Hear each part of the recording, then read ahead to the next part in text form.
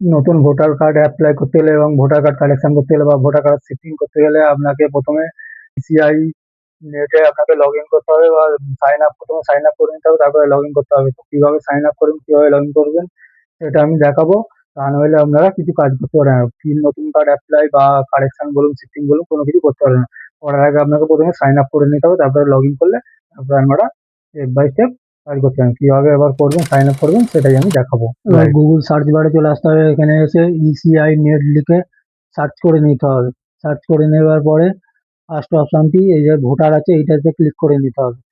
এরপরে পেজটি খুলে যাবে। পেজটি খোলার পরে এই মাথায় কোণে সাইন আপ বলে এই অপশনটিতে ক্লিক করে নিতে হবে।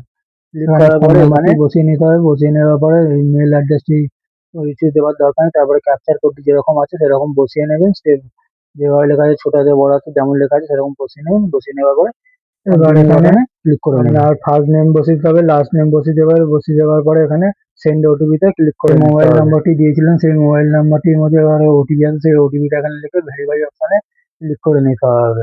ভেরিফাই মারার পর এবার একটি pop up your successful sign up, এরপরে লগ ইন অপশনটিতে ক্লিক করে নেবেন। ক্লিক করে নেওয়ার পরে এই অপশনটি চলে আসবে।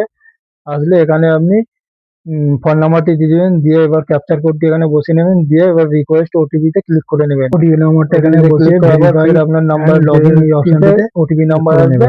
ক্লিক করে নেওয়ার পর আমরা লগ ইন হয়ে যাবে। লগ ইন হয়ে যাওয়ার পরে এখান থেকে আপনি আপনার নিউ ভোটার কার্ড অ্যাপ্লাই করুন, চাहे কারেকশন করুন, চাहे শিফটিং করুন, সব আপনি স্টেপ বাই স্টেপ এবারে আমাদের চ্যানেলটি সাবস্ক্রাইব করে পাশে থাকা বেল আইকনটি প্রেস করে নেবেন।